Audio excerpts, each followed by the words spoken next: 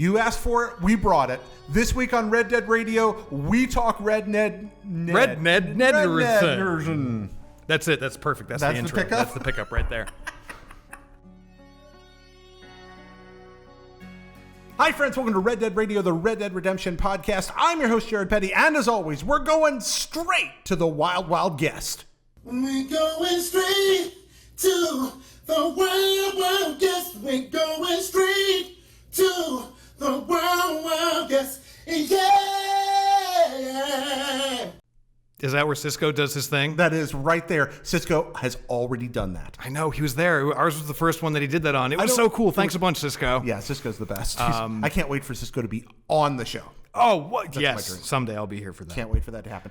But yeah, John Ryan. Hi again. Yep, he's back. Why? Because he is our resident Red expert.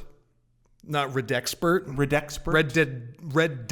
Red Dexpert? Redexpert. Anyway, this guy knows more about Red Dead Redemption than just about anybody, and he's here right now to talk about Red Dead Redemption 2 News Blowout Part 2, because we had so much to cover in that episode that we didn't get through all of it. We did not talk about nearly everything what happened in that demo, what that I'd done there now and saw. And therefore, we are going to jump right into that. Austin Riley, Jonathan, William Holbert, thank you so much for being our Patreon producers this much. We couldn't do it without you. Way to go. Thanks a lot again, guys. Austin Riley, Jonathan, and William Holbert. Thanks a lot. And now it's time for Shootout, the Red Dead news of the week. Should I do that? Should I do that all the time? Or finger guns? I'm not going to do that. No finger guns. Actually, speaking of Red Dead news of the week, they just dropped collector's editions. Yeah, we actually did have some real news this week. We did. Isn't that exciting? Yeah, and it's for me especially because I work on all of our wiki stuff, as you may know, if you definitely do. Yes. It was really exciting, actually, because not only was it, the pre-order bonuses and the collector's editions and the collector's boxes and whatever, but hidden within those, not really hidden, but like within those drops was actually a lot of gameplay details. There were. It's super neat. They have to give you the names of things. They have to talk a little bit about mechanics. They have to tell you what the features are. I really like how... it really only ever happens with Rockstar games. Like, sometimes you'll see it with, like, other super mysterious properties, like From Software or maybe Bethesda once in a great, great while. But with Rockstar especially, it's just like, hey, here's the name of a town. And all of a sudden, it's just like, speculation.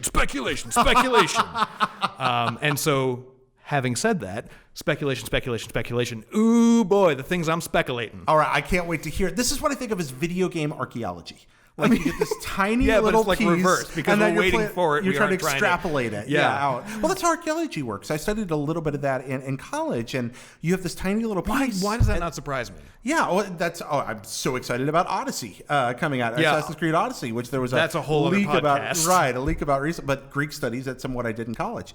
Anyway, you take a little. I bet thing, the list of stuff that you didn't study in college is actually shorter than the list of stuff you did. I don't do math very well. Hey, me neither. All right. Liberal arts education, kids. Get you a job in games journalism. But I digress. So you have this little item, and you take it, and then you extrapolate out from that what you think everything around it was. You use that as a basis for context. Looking at the Red Dead ad, let's start hearing your speculation. Okay, so I think the biggest takeaway that, like, the cool thing was that there's a bunch of stuff that we can extrapolate from, but there's also some, like, definite hard points. So, like, we know that there are going to be specific stats that you can get boosts on. So if you can get boosts on stuff, so one of the items was in the special edition. Yeah.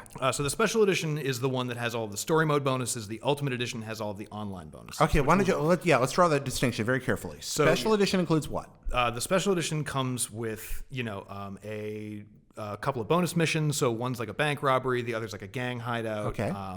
It comes with the horse that you get for the general pre-order, the war horse. It also comes with a second horse. I forget the name of it. It's something thoroughbred. Yeah. Which is so the war horse is, because we talked a little bit, I think, last week, or we talked in depth last week. It was kind of a blur. Okay. We talked about how your horse is sort of like another companion to your character. Yeah. And in that case, like, they all have their own sort of unique strengths and attributes, and you sort of have to build your bond with them. And the better your bond with them is, the more effective they'll be either in combat or out in their field. And so the nice thing about the special edition is that with the special edition, you get two horses instead of just the one for the regular pre-order. Now, the war horse, which is what comes with the regular one, that's the one that you would get or I should say that was the one that you got in the original Red Dead Redemption.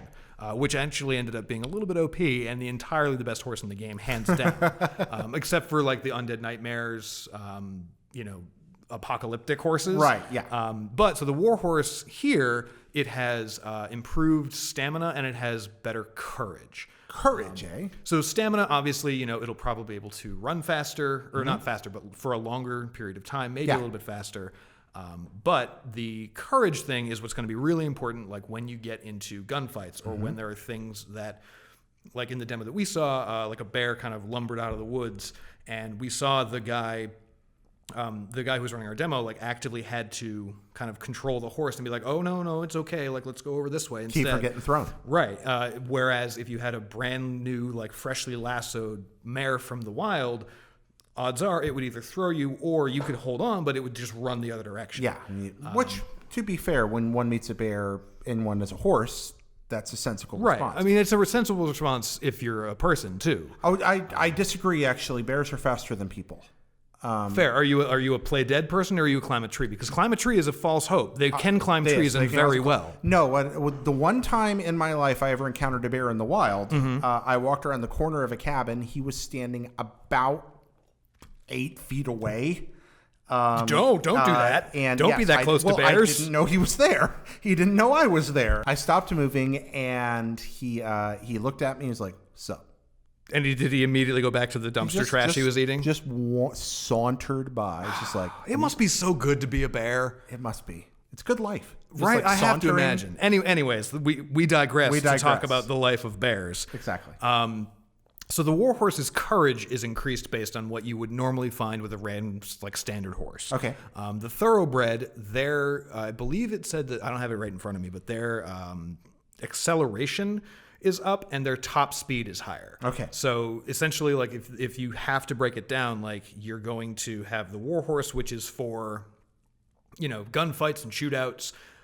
And then the Thoroughbred you want to use, like, if you're racing. Now, I don't think they've confirmed horse races in any capacity, but I'm pretty certain that they're going to be there. Yeah, I was playing Red Dead 1 not too long ago, and Bonnie and I are racing around the ranch, like Mr. Marston. I can sort of assume that racing in a Rockstar game is going to happen. Yeah, most activities that we saw in the first game, I would be very surprised if they didn't make at least some kind of second appearance here. But that all said, here's where we get to do some extrapolating. Okay. So let's say, because your horse is more of your companion than anything else, not necessarily like your bestie best friend, but it is an important character that has permadeath. That said, if you can start the game with 2 bonus horses, or potentially a third, depending on what Arthur's starting gear horse would be, I feel like we can extrapolate from that notion that you're not going to have to make some kind of horrible Sophie's Choice for a horse.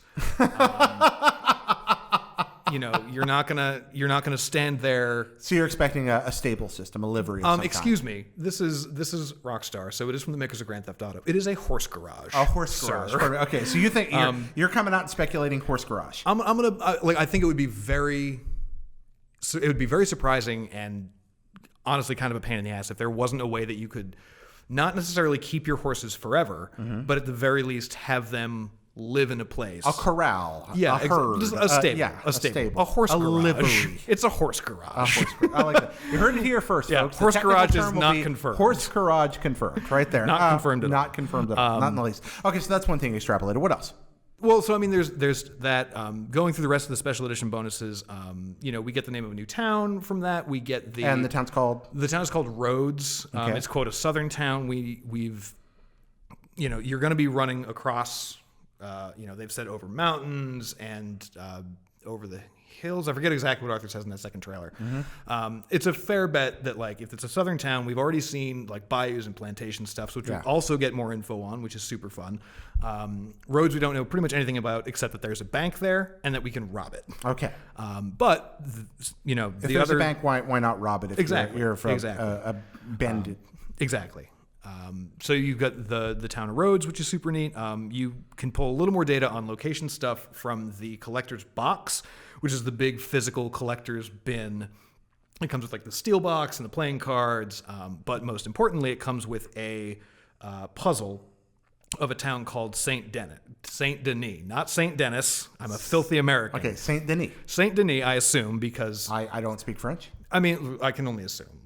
But Saint Denis. I don't feel like someone's gonna be like, "Howdy, welcome to Saint Denis." What real world town could that be? Oh, gee, I don't know. Well, we've seen the streetcars are already in one of the trailers. You can see behind Dutch in the third trailer as he kind of pushes his way into that bank. There's a streetcar going by in the background, which is something that Louisiana is famous for, specifically New Orleans.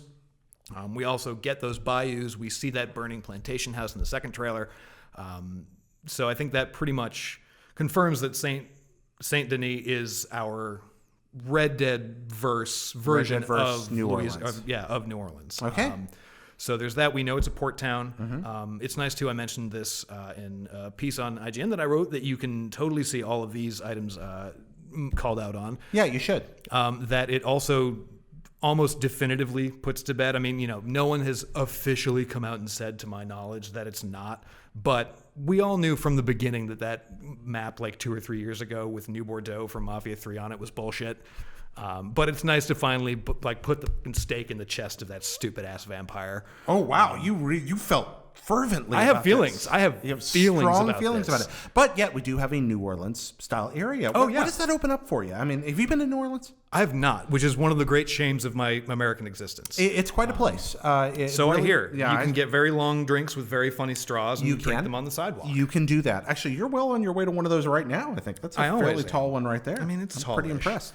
Yeah, it opens up- riverboats and maverick that's gambler what I'm type really stuff. like. and- Obviously, I can't say for certain whether we'll see any of this, but I really, really, really want to see a Maverick-esque style riverboat poker tournament that I can either partake in or rob or both. yeah, both sounds like Both the is the best option. ideal Secret scenario, option and then C. also set fire to said riverboat and watch it sink.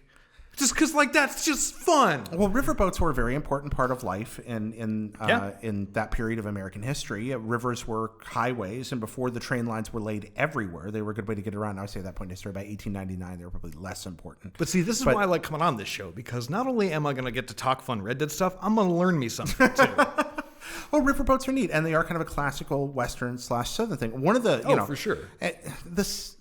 The West is defined in cinema, is defined in film, and is defined in games is more of an idea than a geographic location. Oh, yeah. I mean, Django Unchained is as much a Western as any Western. Absolutely. But it takes place in the Maverick South. is also, it's a Western. There's a Right. bunch of stuff that does happen in the desert, but the majority of that movie takes place on a goddamn riverboat. Yeah, it feels very, very Southern-ish. And you get a lot of that. And again, riverboats went all the way up to Missouri, which was the West at one point. Missouri. Yeah, it's got to be Missouri. You can't say Missouri. It's Missouri. Missouri, my friend. Right. Exactly. I digress. Let's so- return to that collector's edition. So there's a bunch of other cool stuff in the collector's box, but the Saint Denis is really the big standout one for me in that. Though that said, I always like a good tin box to keep stuff in. Yeah, that steel book.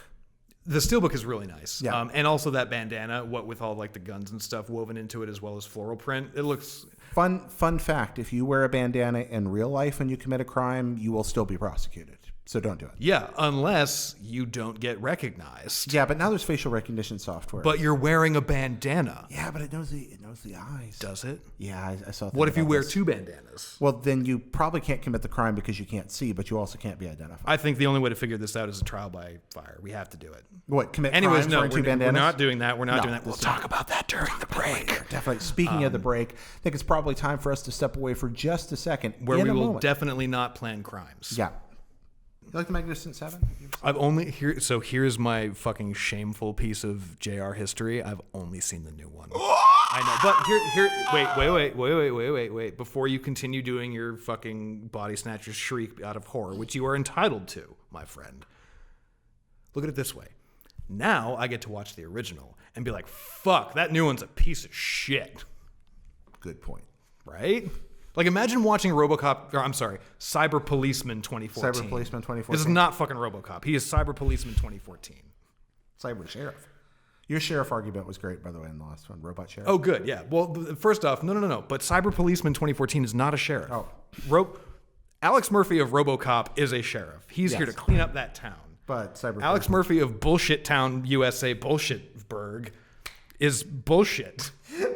I'm not drunk, I swear. It's a really bad movie. It's so fucking bad. But that said, There is one fucking dope ass bit in that movie where he, like, Gary Oldman, he's like, how bad is it? And he's like, just his face, and it pulls out, and he's just a head with fucking lungs attached. I remember that, yeah. That is the only good part of that movie, but it is so good.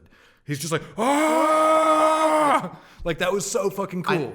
That was the one moment that the original RoboCop is missing, but there's a reason it's missing. That's the It Me meme that I need. I'm a head with Yeah, lungs. just like a photo of that that says It Me. That's the It Me meme that I need. I like that a lot. That's very good. Definitely. I like that one too. Oh, God. We're still fucking... Okay, well, that's a segment now. And we're back. So that's some of the collector's edition, what you extrapolated from that. Anything else before we move on to Ultimate? Here's the thing is I'm sure that there is more, Yeah. but off the top of my head, there's a lot more interesting shit in the Ultimate and the Special Editions, to be honest. Okay. So before we dive into the Ultimate stuff, because that's all online related, which is still super fucking neat, the Special Edition also comes with a couple of different boosts. The first one is what it comes with I think they just call them gameplay boosts, but in the description they say that they're core stat boosts, which encompass your stamina, your health, and your Deadeye. Right. So for Deadeye and health, we know what those are from the first game. You know how much health you can have, how much Deadeye you can expend before you have to wait for it to replenish or replenish it with items. But Stamina's new. Stamina's new, but also not entirely unexpected. Right. We saw it in GTA 5, and I think a little bit in 4. Was there a stamina bar in GTA 4? I honestly don't remember. I don't think that there was, but I think there was one in San Andreas. But there was definitely one in 5, obviously. And I feel like the fact that these things are labeled core stats also means that there are other stats that we have. Oh. Well, I mean, again, the great thing that Rockstar manages to do almost every time that they release a game is that they take the lessons and they take mechanics that worked really well and were interesting in the first game, even some that maybe didn't work so well in the game before, and they make them work and they make them interesting in the new edition. So jumping from 5 to Red Dead is like we're going to see, in 5 you had Franklin had his driving ability was super good. Michael's shooting ability was really high. But the stuff that they weren't so good at, stealth, flying, the hell is the other one? Strength. Those are going to be things that I think I'd be surprised if we didn't see some version of that. Oh, really? Just like a sort of a refined version of each of those, with the exception of flying. Flying and driving, I don't think so. Pegasus. That would be tight. Right. No, but I don't necessarily mean those specific ones, but I think some kind of mechanic like that, where you've got your core stats, which are the things that are active meters all the time, and by one way or another you improve those. Yeah. Whether it's by the boost thing that you get by pre-ordering the special edition, or you can probably train them up in other ways. Yeah, I mean, if it's anything like GTA 5, you just get it from doing stuff. It, yeah, right? exactly. Yeah. Your stealth goes up by sneaking around. You know, you literally just... I remember you when you were doing the GTA 5 wiki, you just like crouch down and then put a duct tape or a rubber band around the controller. So you literally just walked in circles. I don't know what the you're entire talking time about. until That your never stealth happened. was up to 100. It was very good. It was super fun. Well, it was great because like you'd be gone and someone would come over and be like, "Hey, where's Jared?" And then like as we were talking, they just like slowly start looking at your screen. Yeah. It was like, what the fuck is going on there? Just it's like it's fine. He's improving his character. Don't worry about it. He's usually off like shooting something at that point. Exactly. Oh my gosh, I'd forgotten about that. But yeah, so the doing by playing stuff, I really do enjoy that mechanic in games. I actually appreciate it a lot. Oh, for sure. I mean, it's one of those things that even though it may not be a traditional RPG, you see it in a lot of RPGs. You see it especially like the one that always comes to mind for me is Skyrim, where it's like the more you use a one-handed weapon, the stronger you are with those items. Well, I mean, that goes all the way back to Dungeons and Dragons and the whole idea of why video games and D&D are inherently connected, because D&D was one of the first things to say, hey, how do we represent a human characteristic like intelligence or strength in a game? Well, we'll have to use mathematics. Bogus. So we're bad at that. Yeah, you fill in a number, and that allows you to plug that into a formula, and that allows you to perform tests. Video games are just infinitely more complicated extensions of the same idea. Which is why I've heard people before argue that D&D is the most influential video game ever. And I think 100%, there's some truth to but that. not Baldur's Gate. Baldur's Gate's awesome. Yeah, but it's not the most influential video game. No, but it's real good. It is real When I say D&D, I don't mean D&D video games. No, I know. I'm aware of the analogy. Where do you find Planescape Torment or Baldur's Gate? Just pen and paper D&D. if you give me a choice between any D&D property, I will always just choose the tabletop. No, probably me too. But anyways, I digress. Going back, so we have characters that get better at things as they're doing it. It's an experience system, and that's a fair extrapolation to make. What else? So I mean, there's those which I think are, I could posit theories on like what those skills are actually going to be, but I feel like it's still like too early to know exactly what those. Like I would assume that you can probably have one that like, to go back to Dungeons and Dragons a little bit, like animal handling. Like I would not be surprised if there was one that I don't think you can go like full Crocodile Dundee and be like and like stop a bear from attacking you. But I wouldn't be surprised if there was a skill that you could improve that would let you, train horses faster. That would let your bond with a horse improve quicker than it normally interesting. would. Okay.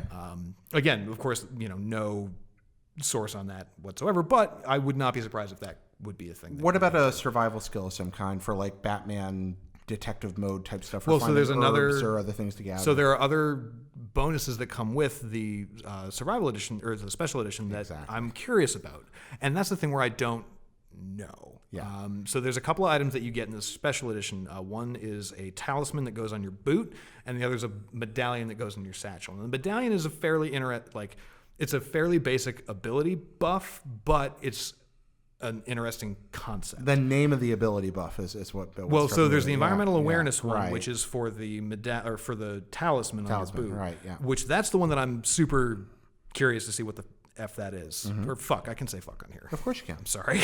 No, it's okay. Sorry, children at Maybe home. it's just so when you're riding by, you actually see the flowers this time. Well, so that's I think that it's something along those lines. Where Cougars it's like, don't jump on your head as much. Exactly. It's like, oh, there's a cougar over there.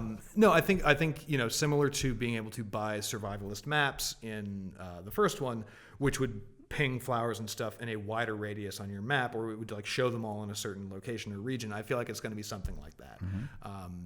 Maybe something along the lines of being able to like mark and tag animals when you're hunting them or something.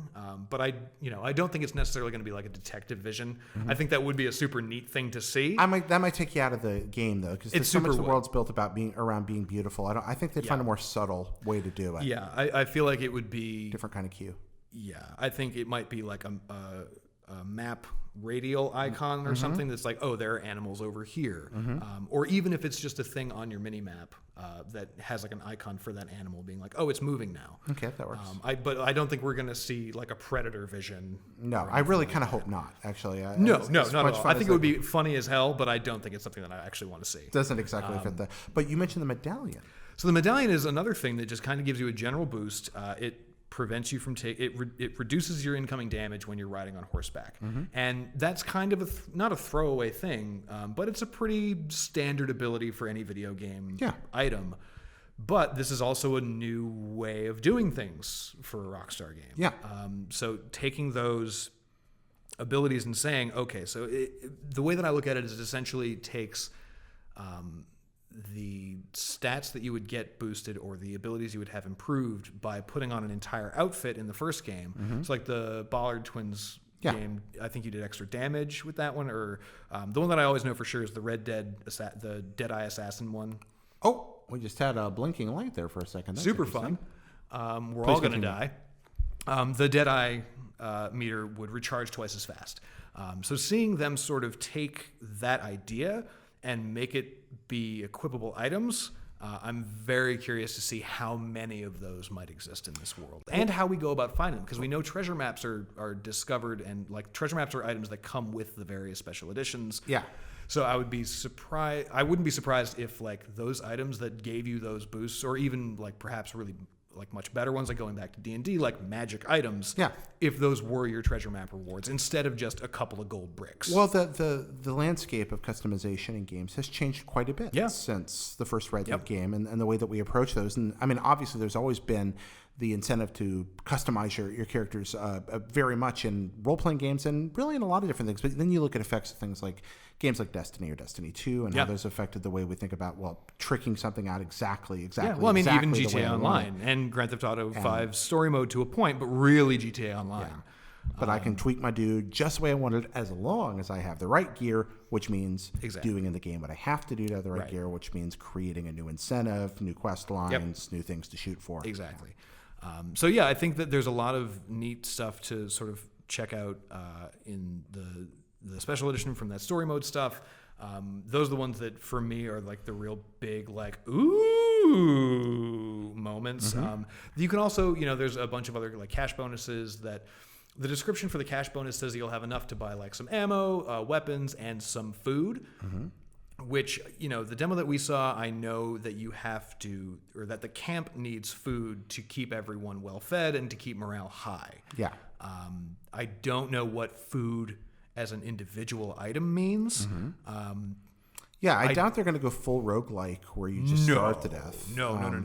I think, they sort of did that in San Andreas with CJ having to eat every 3 days or he would die. Or not die, but he would start to lose health. Yeah. I don't necessarily think that, because when we talked to Rockstar, we talked to Rob Nelson, the co-studio head of Rockstar North, his big thing was, we were, in our specific conversation, we were referring to the whole... the rot mechanic, the fact that when carcasses lie in the woods or on the back of your horse for a while, they'll rot and they'll attract animals and they'll be gross. But that wouldn't necessarily work for like squirrel bodies and stuff. Those get wrapped in wax, those get put in your satchel, those are good essentially forever. Okay. Because that would be a real big pain in the ass. Like that wouldn't be fun to constantly have to empty your sack full of, squirreled mush. Okay. So it's still that notion of fun outweighs like hardcore realism. Okay, so it's something to provide you with a pleasing illusion of realism without making it tedious. Yeah, I feel like it will be more so something to boost the immersion of life in the Old West. I don't necessarily think that we'll see huge debuffs if you don't eat regularly. If that is a route that they have chosen to go, I don't think it would be anything more than, let's say, like a stamina decrease. Yeah, in an open world, it's hard to imagine leaning too heavily into that. Because, and there's some games that are built around health mechanics that are very, Minecraft is. Plenty of open world games are built around having to feed yourself to survive. Rust, DayZ, Ark, Minecraft, exactly. But those are all specifically survival games.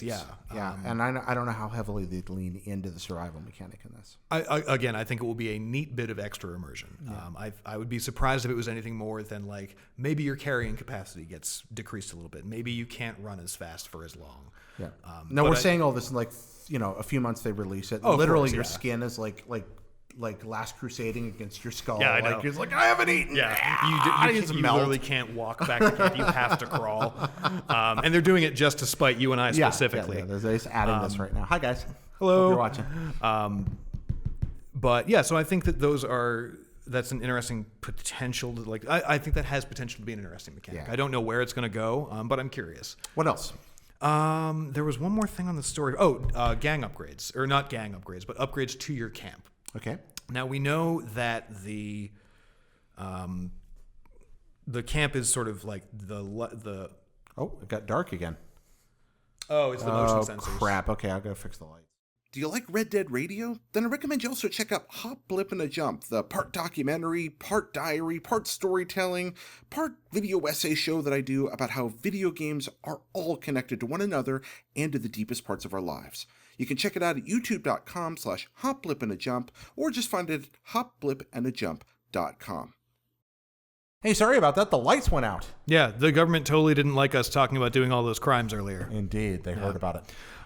Anyways, the last thing in the special edition that really caught my eye was the camp upgrades. Oh.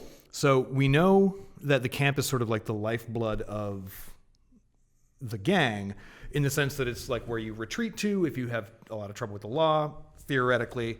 Kind of a hub world?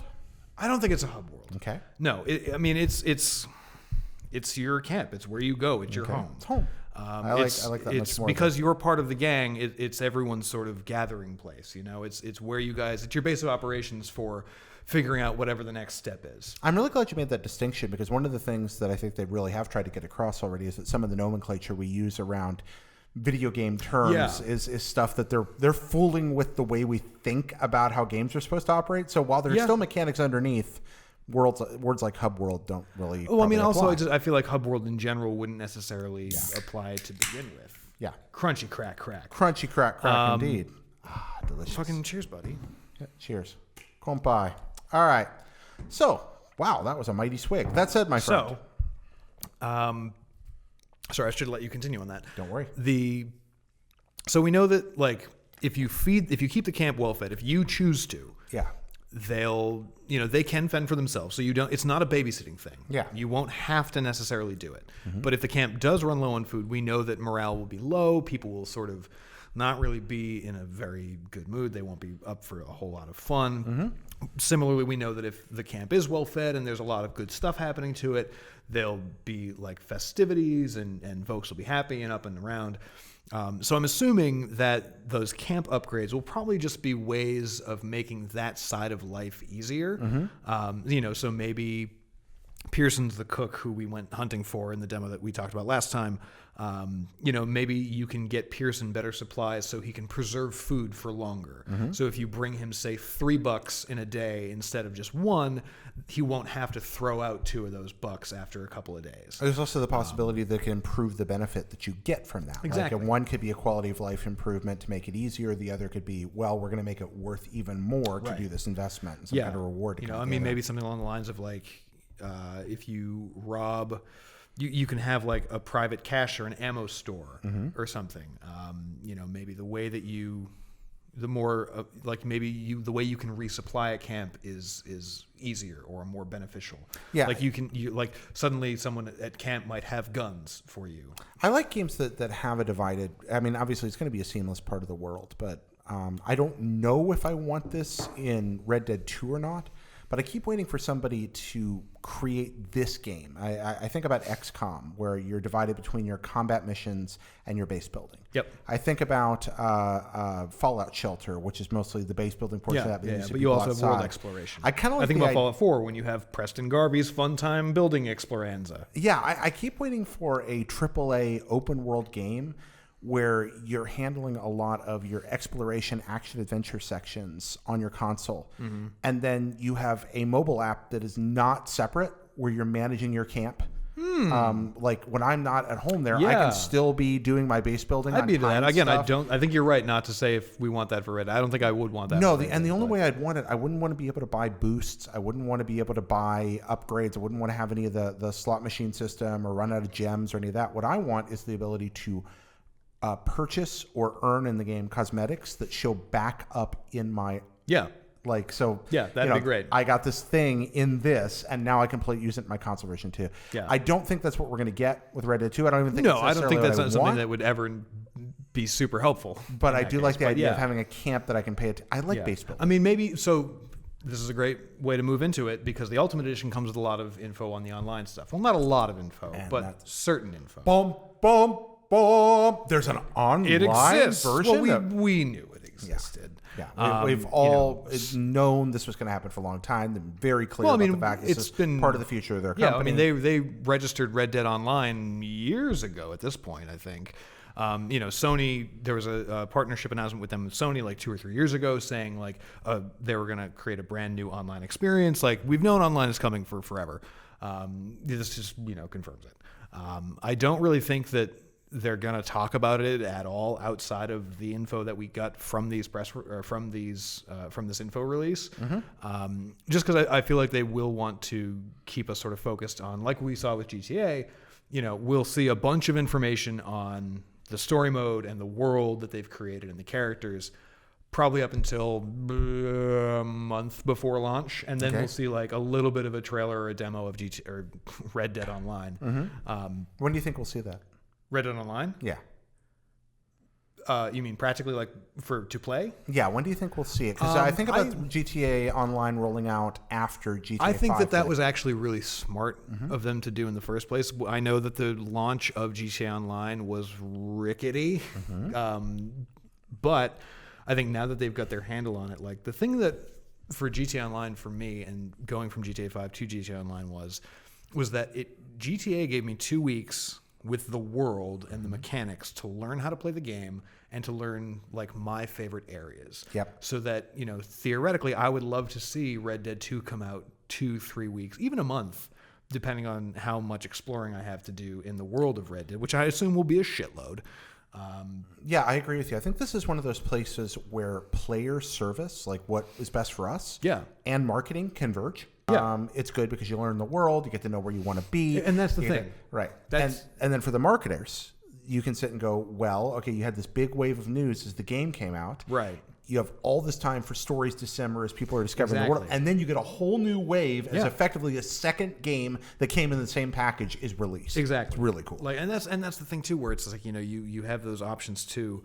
Once you learn the world a bit, once you like finish the story mode, learn your favorite spots, like I can say, hey, Jared, speaking of, by the way, we still haven't played Red Dead Online. Still haven't. One together with what the fuck? Anyways, I can call you up and be like, hey, Red Dead 2 is coming out tomorrow. I want to go to, Super Mega Eagle High Peak. Yeah. That's like my favorite place. I want to like take a horse and I want to sled down it. Yep, we're gonna ride that Pegasus. Exactly. But yeah, I want the Pegasus to be like a jetpack. I think that'd be great. That'd be super fun. Or just a jetpack, like Rocketeer style though, like a steampunky one where it's just like literally just like petrol canisters on your back. I love the Rocketeer, Joe Johnson, high dose powers. Timothy Dalton with a mustache, sir. Yes. The best movie villain of all time. Neville Sinclair. I'm Neville Sinclair. Yes, I fucking love the Rocketeer. That movie is so really good. And also, between the Rocketeer and Hot Fuzz, Timothy Dalton with a mustache has been proven the most villainous movie villain of all time. He made a supermarket owner into a supervillain. But it's like take away the mustache, you'd lose half the character. I agree. I saw him in Bond. He didn't have the mustache. That's why it didn't work. I mean, I liked him. See, here's the thing. He was okay, Bond. This is what's going to get my ass kicked by the internet. I kind of like Timothy Dalton as James Bond. He was a fine James Bond. It's just a shame the scripts that he was given. You didn't want to see him going on a cello, like sliding down a hill on a cello? Oh, no. As a kid who played the cello in high school, I super did want to see Okay, all right. What I didn't want to see is Felix Leiter getting eaten by sharks. Spoilers. For a movie from 1988. Heading back to... Anyways, back to the real world, by which I mean the fake world of the Old West. So with the online stuff, oh shit, you had a really good transition, and then I forgot what it was. It's my fault. All right. No. Where Pegasus? No, it was way before that. Way before the Pegasus. Before that. All right. It was so much far before that. You know what? We've just lost it. Let's just... Anyway, so the Ultimate Edition comes with bonuses to online. Yeah. And what we know from that is that, it comes with some outfit pieces, which essentially confirm... So they say that it comes with 2 outfits, but they also take the time to explain all of the parts of those outfits. Yeah. So we essentially can pull from that the customization system will be relatively similar to, if not, expanded on from GTA Online. Okay. Where you've got, gloves, vests, overcoats, jeans, chaps, boots, hats, whatever. And why not do it? I mean, right, why not? It's like, just so cool. I really like the character choice in Red Dead Online original, like the first Red Dead multiplayer free roam. I always play as Ugly Chris from Red Dead Revolver. Okay. It makes sense. Like this was something that we always kind of figured would be the case, but shrug. So I'm glad to kind of know that that's something I'll be able to do. I'm curious to know if there'll be like the tattoo side of things where like I can get like crazy Joker paint on my face or some please shit. not. No. I kind of don't want to go into the Old West with the purple fucking overcoat. I think that'd be very dumb. I do like the idea. I mean, tattoos are actually kind of awesome. Oh yeah, I'd love to see like, you and I were talking off camera about the 13th Warrior earlier. I'd love to see the Old West equivalent of animal masks, where it's just like a bear pelt over the top of my head. Well, yeah, I'm thinking of the remake of True Grit, where you've got the guy riding up with literally just a giant bear head. Exactly, just like a bear pelt over my back and shoulders. I think that'd be super neat. I want that. But the most important detail we got about online is that in the Ultimate Edition, you also unlock what they call a theme for your camp, for your personal camp. Yeah. Which, and again, this is not for sure. It sounds like one of 2 things can come from that. Either A, you've got a little tiny campsite that is yours and yours alone, or based on what we know of the single player, the story mode experience, and sort of how GTA Online works, I think it's likely that we'll probably each get control of our own gang. Okay. Now, of course, that's just John Ryan having wild fantasies. And is this like gangs as crews in So GTA 5 or different? So maybe like a crew. Maybe you can have your friends join your own gang, or maybe it's a gang of NPCs. But I think it's like that. I think the way that I would look at it would be, I mean, the way that I would like it to come out, my ideal sort of version of this, in theory, would be sort of like a mix of like the abilities and stuff that we have in GTA Online, or at least some of them, because obviously you can't have like an attack helicopter in 1899, but like but some kind of Pegasus. There it is, some kind of mix of that with in The Last of Us. If you haven't played it.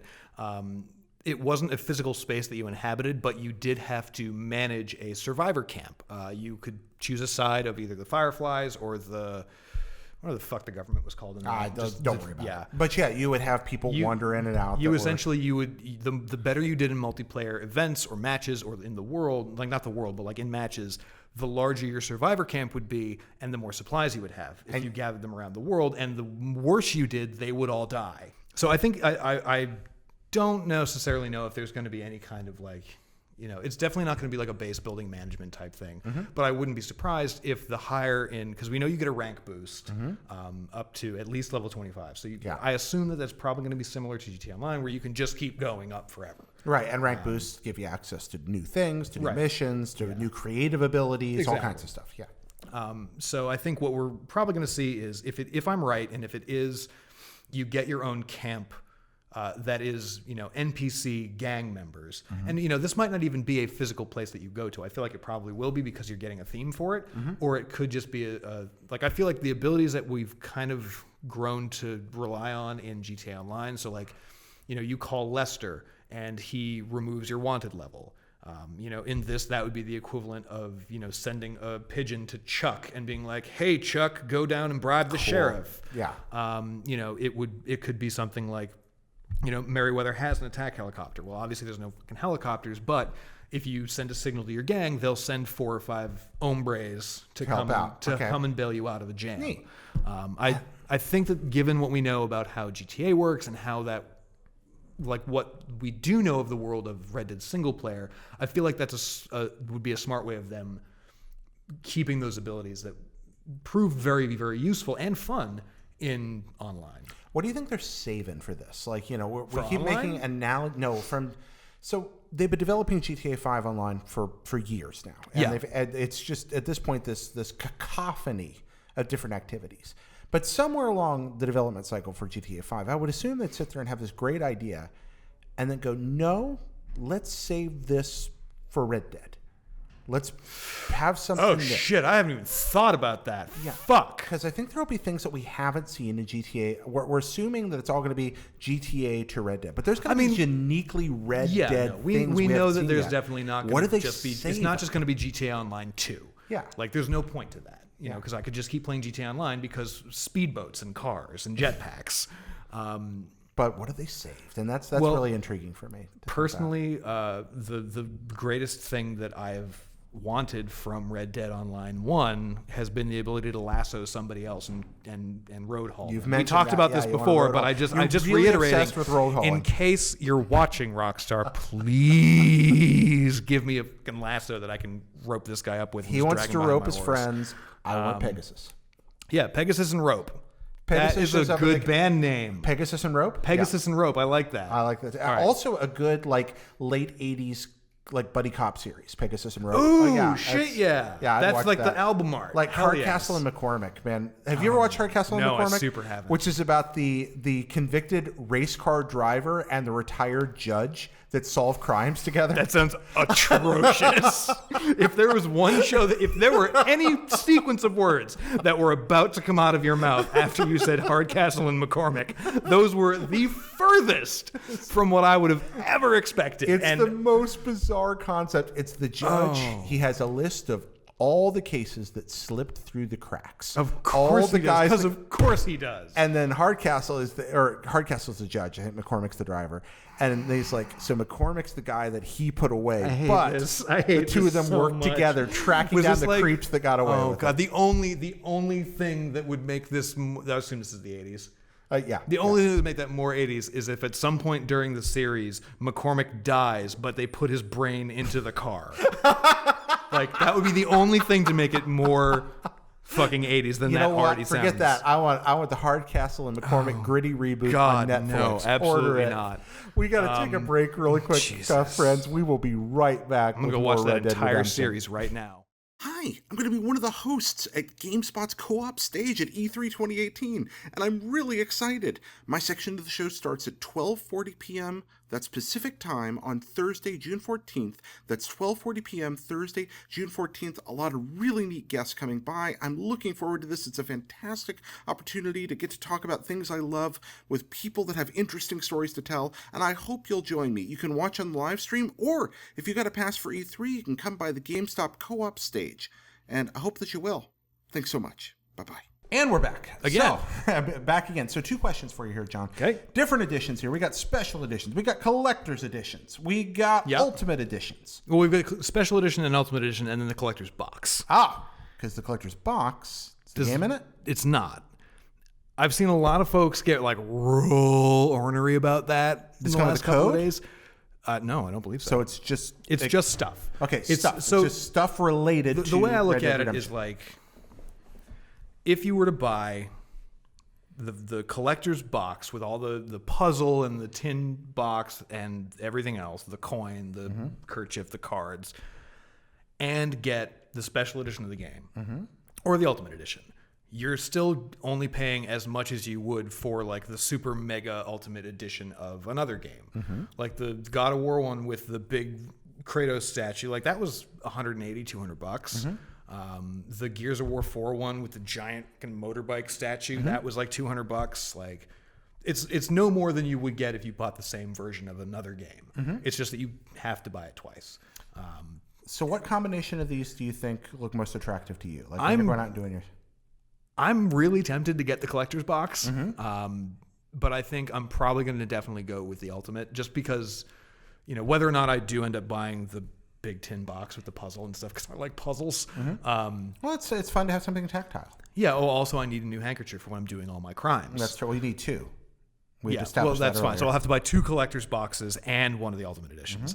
And I'm going to get the ultimate edition because I plan to play the shit out of online mode. Okay.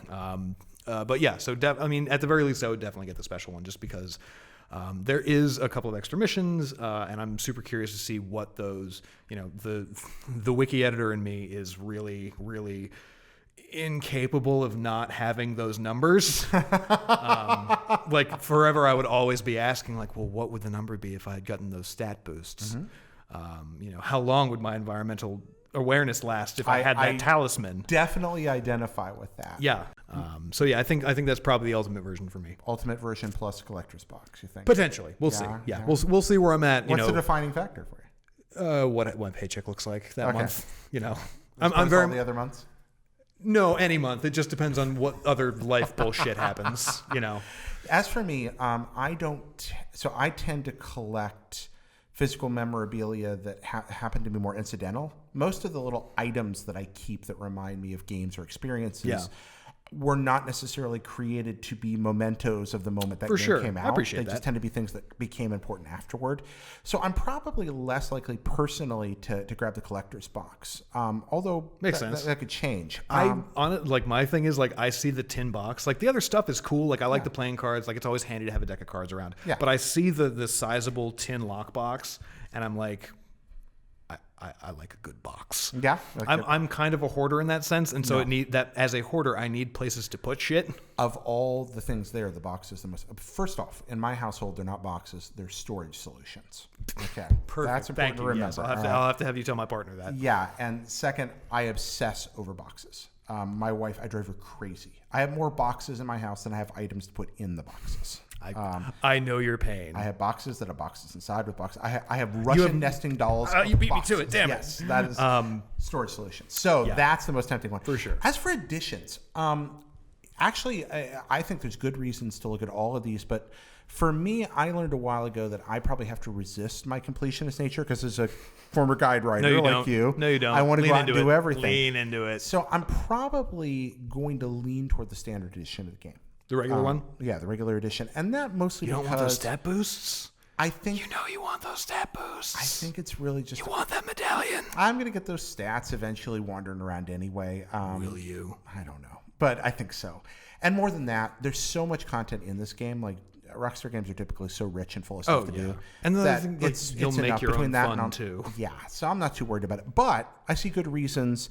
I feel like they've struck a pretty good balance between obviously giving you a great reason to buy the game at whatever price point you're willing to invest in, but likewise not making it feel like, man, I sure am missing out if I don't get Ultimate. Yeah, no, I don't feel like if I was in that same boat where like if I weren't literally writing a book about this game, I mean not a book, but like I'm writing enough words about it on IGN Yes, it'll to be a book. It will be a book by the end of it. Yeah.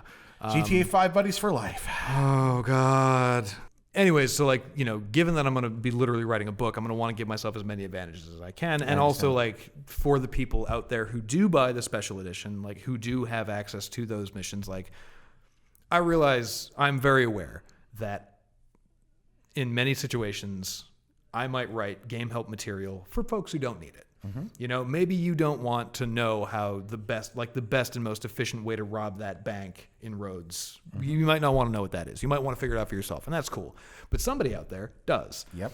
And so I want to be able to provide that for them. I want to be able to say, hey, Jared, you know what? You bought the standard edition, so my stats are 0.64% higher than yours, and we're both at the same level in the game. I want to have that first day like, hey, the Thoroughbred is actually a really useful horse when you want to do X, Y, or Z and not just win races. Actually, just for running away, I tend to flee a lot in life, so the Thoroughbred could be really useful for me. Actually, fair. But so I mean that's a large reason. Like if I was strictly a just good little capitalist consumer, which don't get me wrong, I am. If I was just buying it for personal fun, I would probably be okay getting the standard edition because I don't feel like I'd be missing out on anything. But they're offering different editions for a reason. They are offering extra value. Exactly. I think that's cool. So I'm looking forward to however you decide to play. You're really curious. Are you planning on grabbing the collector's box? Are you going to grab the Ultimate Edition? Are you going to grab the special? We'd like to know. Do you want to get that box with the box? Yeah, you can let us know at mail@reddeadradio.com, or you can just tweet me at pettycommajared. One of these days, I'm actually going to get you a mailbag. Yeah? Because it's a shame that you don't have a big physical. I really should. Like, there's a big burlap sack right over there. We it's should full of beans, but it's not full of mail. I used to work in a post office contract station a long time ago. Why didn't you steal mail sacks? Okay, well, because that's a felony. Yes, but also you could wear 2 bandanas. The registered mail sacks I swear they're bulletproof. Like they are made of canvas that you could not imagine. I didn't know there was canvas this thick in the world. Have you never been on a boat? Okay, yeah, like a sail, exactly. That's the thing that was like sails are fucking strong. And the answer is actually not that many times have I been on a boat. But, that's fair. Well, we'll change that. Yeah, because you're a lobsterman, right? Yeah. I mean, not like by trade or anything, but like I'm of the north. I absolutely believe that you and Seth Macy have been out on a schooner together at least once. That would be a delightful afternoon, I bet. Yeah, that guy. I like him a lot. He's a good dude. He's good people. All right, so enough of that, my friends. Let us know what edition you're going to grab. We're going to head into mail in a second, but first, John, I need to ask you about rocks. Last time you were here, we went through all this news here, and now there's still so much from your time with the game. God. You got to spend time in the room with the game. So we just spent 45 minutes talking about today's talking news, about just the pre-order bonuses and what that could mean. So and there was still like another 30 minutes of the demo that I saw. Or probably another 15 to 20 of it that we just didn't even talk about last time. It feels like we almost need to stretch this out and do another cast, Well, I'll tell you what. I'll get back to you in about 15 minutes worth of demo talk. How about that? Okay, that sounds good. So let's talk about rocks. Let's talk about rocks, Jared. Because we got a lot of questions about physics in this game. Yeah, okay. People talking about engine concerns and about, is this Red Dead 1? Is this GTA 5? What's this being built on? Oh, you mean like, is it like Euphoria versus Exactly. the version of Rage that we saw in, or I don't know if it was the Rage engine, but whatever the engine was that we saw. Yeah, there's been questions about Euphoria, about how the game plays out, how it feels. And I really wanted to run it by you because when we talked last time off camera, one of the things you said is, Jared, I got to talk about the rocks. I do.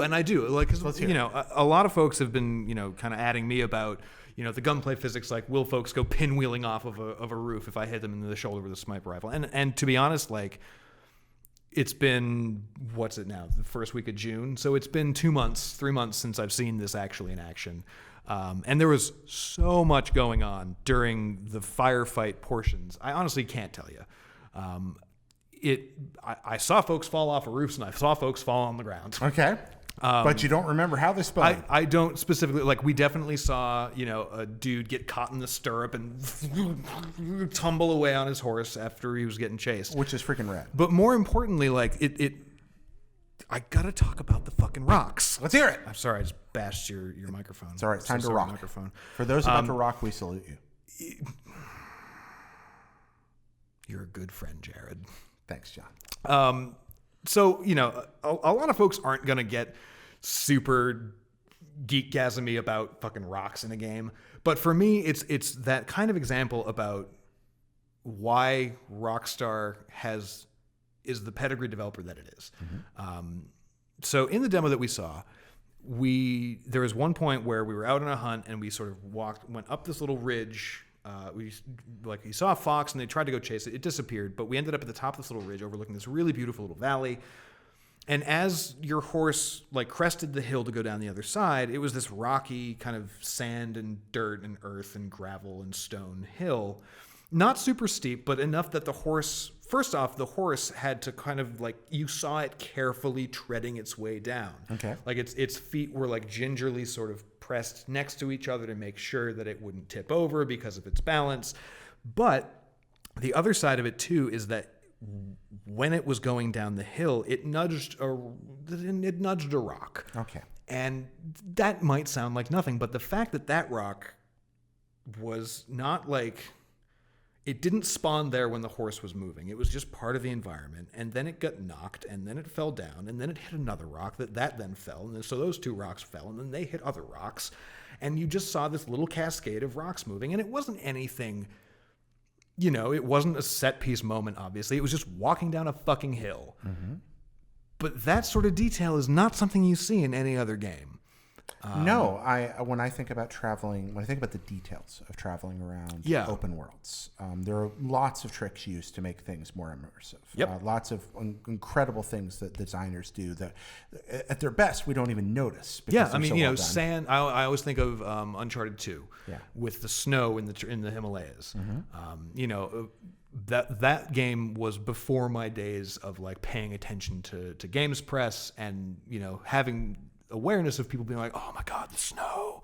So when I was playing it I played it first time I borrowed it from a friend of mine and I played it on my couch and I got off the train and I went through the snow. And after about 30 seconds, I was like, wait a minute, I'm leaving fucking tracks in the snow. Mm-hmm. And when you hadn't seen that before. And when I hadn't seen that before, you're like, oh shit. And so this is one of those situations where it may be a minuscule detail, but it goes back to what I was talking about the last time you had me on, with the way that they design their games. Mm-hmm.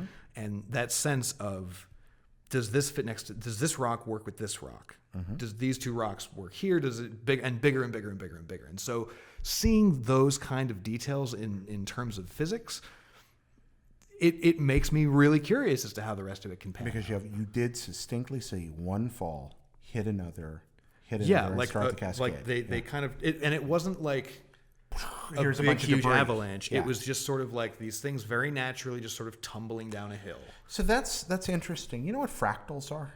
Yeah, we talked about this a little bit last time. Yeah, this reminds me of that same idea again. Rockstar's games, not all of them, but most of them that are designed around their open world pattern, are largely about making your own fun, telling your own stories. Yep. We've talked about that. And that means setting one thing in motion, and then you hit it a certain way, and that opens two branching paths, and those open, But that experience is rarely identical for two individual people because of the path that takes rolling down the hill. Very Ian Malcolm there in the back of the thing. Except that you're hitting all the different variables here. What you're describing there is a microcosmic design expression of the whole game. Yeah, I mean, seeing it in that light is a really smart analogy. How is that technically possible on a PlayStation or an Xbox? I have no idea. I don't know. I think I said this the last time. When we finished the demo, when we were out hunting, we brought food back to camp, we went on this bank robbery, we escaped from the law, and through all of it, I was like, "Fuck, this looks really, really good." And at the very end, when they were like, "Oh, and this was running on a launch system, like a base level PS4," I was like, "Okay." But I mean, if you look at the things that GTA 5 did on 360. Like, it's that same way where it's Rockstar has this habit of taking the hardware that they're given and doing things with it that nobody else really has found a way to yet, or at least not do it as, I'll say, elegantly, even though some of the uses of it may not be particularly elegant. Like having a dude get stuck in the saddle and flung off into the sky if he gets kicked in a certain way. Like, that's not particularly an elegant thing. I don't know. I always regard that as elegant myself. It's the beauty of nature. Yeah. But no one can do it like they can. Yeah, well, they take an enormous amount of time on it. And that's the key, where it's like that's where... Yeah, they're willing to spend the money to make it happen. And they can. Yeah. You know, because I'm sure that there are other game studios who are willing to spend that kind of money, but they don't have the guaranteed return on investment that Rockstar does. Yeah, I mean, again, Nintendo and Bethesda, Breath of the Wild, Yep. and what you get out of Bethesda, those are the other places you see that happen. Well, Bethesda spends a lot of time in their stuff, but they put their wait for the community to finish it. They put their resources into other areas. Yeah, Rockstar by far has a more finished feeling open world product. Yeah, and again, like similarly to what we were talking about with their design philosophy of having it be that sort of fractal expansion. Yeah. It is that sense of everything being a handcrafted experience. You know, we after seeing that sort of like just little tiny details in the physics demonstration with those rocks, you know, we explored a bunch of the woods. We came to this one town that was like recently burned almost to ash. Like the only building that was really left standing was made of stone. Like everything else was smoldering and dusky. And I think it was actually, you could see it at the very, very end of trailer number 3. Okay. But seeing that location, like, you know, made me wonder immediately, like, oh, okay, well, so if carcasses rot and if rocks will tumble, like, could I, in theory, burn down a forest? Did you try? Well, I didn't play it. Oh, that's right, yeah. But I asked. I was like, hey, given the level of detail that you've put into this, and this, like, is this possible? Is this something you can do? And the short answer is no. Mm-hmm. But that's not necessarily for a lack of desire to give us that sort of freedom. Yeah. But it's that notion that everything that they've built there is handcrafted. There's a story that they're telling in every single tree and leaf and animal and person in that game. Whether or not the story that they're hoping to tell is one that you sort of create for yourself, that they just kind of give you the narrative tools to make, or if it's a specific actual story like in a side mission or a story mission. But the notion that, you know, if I could burn down a forest, that system of like rebuilding it there would take too much away from your ability to experience the world itself. That's okay. That makes sense. No, they built a world and they've given you rules, but the rules are impressive. The rules are immersive and impressive in the way they're executed. It's thoughtfully executed. It goes back to that notion of fun over like factual realism. Yeah. You know, where with the scavenging, for example, you know, it wouldn't be fun if you had to keep pulling dead squirrels out of your bag and throwing them away every 3 times, even though that would technically be more immersive and realistic. Okay. But it's not fun. We got to take a break for a second. Coming back, your questions for John Ryan about what he saw of Red Dead 2. And, of course, luck of the draw. See you in a moment. Live in Los Angeles or going to be at E3? Want to meet up? Then join me at the GameSpot Battle Rig at LA Live on Tuesday, June 12th at 8 p.m. Pacific. That's Tuesday, June 12th, 8 p.m. Pacific at the GameSpot Battle Rig at LA Live for a meetup for all the super friends, fans of Pockets Full of Soup, Hop, Blip, and a Jump, Red Dead Radio, or just anybody that wants to come by and say hello. I'll be there. I look forward to meeting you. You don't need an E3 pass to come. Doesn't cost anything. Just come by and say hello. I look forward to shaking your hand, and thank you so much. All right, John, we've actually stuck a bank robbery to talk about, too. This episode is going really long. But sorry, you know you're trapped here now. You live here. It's the Red Dead News Blowout. We promised him that. Yep. I did promise I would come back, and back I will come, but I will not return a third time. Yeah, well, maybe I'll probably come back. You're definitely. I'll probably come back. Yeah. All right, but from Dillinger Blackheart, how was the gore with Animals NPCs? Was it very gritty and bloody? Are there any execution-style close-range kills? So if I know the ones you're talking about in Red Dead 1, where like if you run up to a dude with a pistol, you like jam it under his head and the camera angle will change and you'll blow it out the back of his skull. We didn't, to my recollection, see anything particularly that that visceral up close with anybody. But it is. I think I talked about this a little bit in the last one, where the gore is realistic to a point of, at least with animals, almost not discomfort, but like pretty goddamn close to realistic. Well, you remember the screaming deer you mentioned. Well, so yeah, so that's the thing is like it's like I can still kind of see it just like skittering on the fucking ground. But the other one, the like actual quote gore one that is recalled for me is when you picked up a rabbit to skin it. You know, instead of it having that cutscene where, you know, in the first one, John leans down, the camera angle changes to look up at him. He's like, "Oh, this is disgusting." And you get a couple of blood spatters up on the camera. That doesn't happen in this one. Okay. Instead, we, you know, shot a couple of varmint rabbits. Arthur walks over, takes one, puts it on his horse, takes the second one, picks it up by the leg, slits it down the belly, and then just proceeds to grab it and tear all the skin off in one fell go. Kind of like Willow does to that one dude in Buffy season 6. I haven't watched Buffy, but yeah, I'll assume that happens to a man. Think about. In that show. Did you see the Silent Hill movie? Oh my gosh, yes. Yeah, you know what happens to that lady at the end? I forgot. No, Pyramid Head has a big ass hand, puts it in here, and just kind of like rips the skin off. Pulls all of her skin off. Oh. It was that. Okay. But on a little bunny rabbit. That. Yeah. Wow. So it is That's up core. there in terms of NPCs and people. There are, I think the closest Rockstar thing I can relate it to is probably Max Payne 3. I think. Okay. But not like Manhunt 2 type stuff that you saw or anything like that. Well, when I say Max Payne 3, I don't like it was those sort of stylized death cams. I don't know specifically what triggered them, if it was like a headshot or if it's like the last round in your chamber or if it's the last guy in a specific set of enemies. But there were 2 or 3 guys who, as we were like, so we robbed a bank. Yeah. Real super quick. We can get more into the details of it later. We went in, robbed the place, got the money, and then ended up getting into a shootout with the law because we done fucked up. Or we didn't. Realistically, we did though. Anyways, we get into a shootout with the cops on the way out. And so there would be moments where, like, you know, Arthur like kind of pops out of cover, shoots a guy, and then it does the slow-mo, like follows the bullet, watches it hit the guy, he falls down, ragdolls away, and then it cuts back to you and you're back into the action. So that was how they handled it. Okay. That's Yeah, I didn't actually nifty. realize that was part of the game. Yeah, and it was cool. Like the color scheme changed, like it went like black and white, and there was some stylized. Well, let me stuff. follow up with that then, because I Am Him asks, did you see Arthur get shot? And if he did anything happen to him? Like, did he limp or I hold his don't wounds? recall seeing Arthur get shot. Okay. I think he made it out of this one unscathed. Like the most that might have happened is he took a graze, but I honestly don't remember. I don't believe he got hit at all. How are the We did see his hat get shot. Oh, you saw his hat like off? Oh yeah. Like in the off? first game, you can shoot off dudes' hats. Well, now they can return the favor. And do it. So somebody shot your hat off. Somebody shot the hat off, and then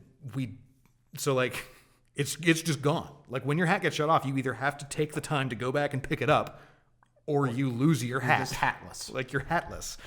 You can either buy another hat or return to that spot of the gunfight within a certain amount of time to recollect it. But like if you get your hat shot off, it's just gone. You don't have a hat anymore.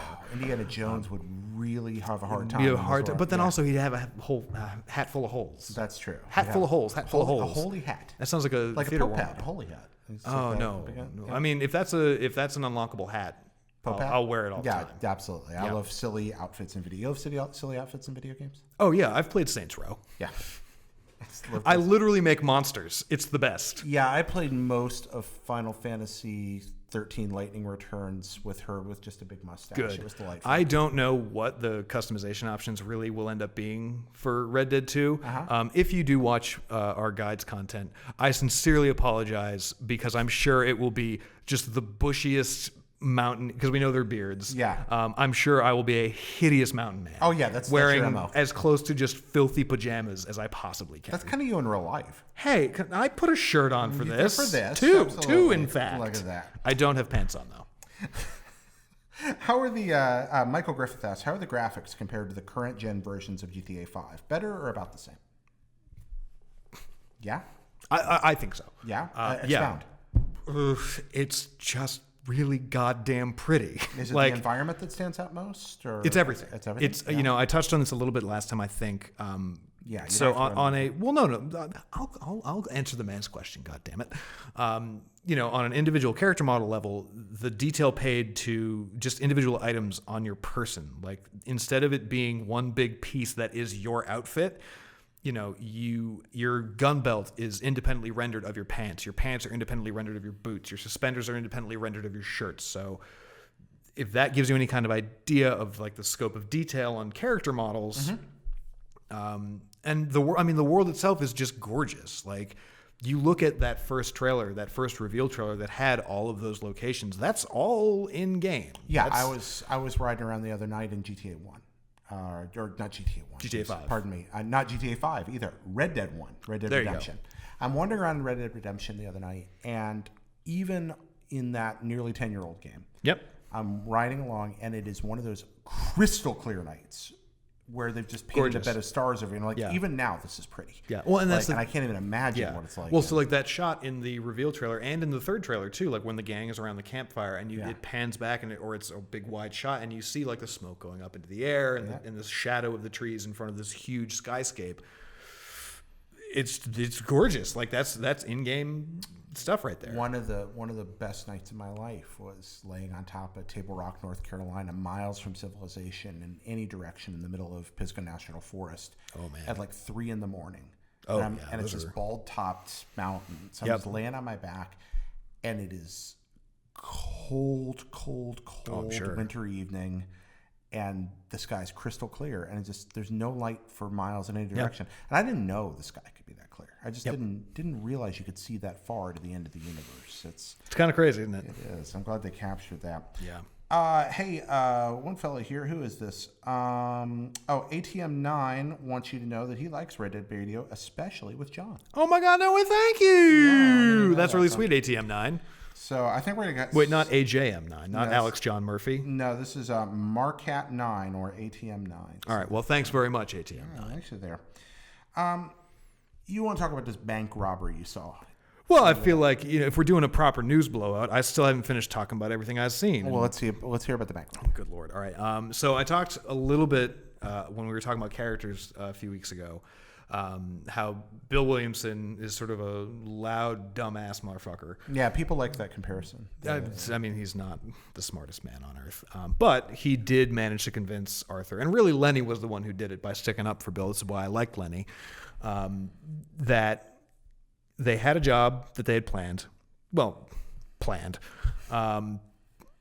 and it was a quick take for easy money. So, Arthur kind of begrudgingly is like, all right, fucking fine, let's go not get arrested, hopefully. And so we ride back towards town. We'd passed by the outskirts of town earlier as we were riding through in the first part of our demo. So we ride back in and we hit town. We ride in like nobody really pays much mind to us. Okay. Saddler horses so the town is it's this town called Valentine. You've seen it in the second and third and first trailers. Okay. It is that ramshackle old west town. Yeah. And so we sort of pull up to the side of the main road and head around. And the cool thing was like the whole time there's like the music is always such a big factor in Rockstar games, but especially in what they did with it in Red Dead and what they're apparently doing with it as well in Red Dead 2. Because like the second our boots hit the sidewalk, it's like up until that point, it had just kind of been like fairly general background music, like whistles and Western style background music. But as soon as our boots hit the sidewalk, that plank board like clunk, clunk, clunk, there was this big old steel guitar like twang, and it's like it wasn't particularly beautiful, but it was just like it's that one note that lets you know shit is about to go down. The boys are back in town. Yeah, it's just like, here we are robbing a fucking bank. Okay. And so the crew for the heist was Arthur, Bill, Lenny, and then Karen. Okay. Karen was going to be our initial distraction. Okay.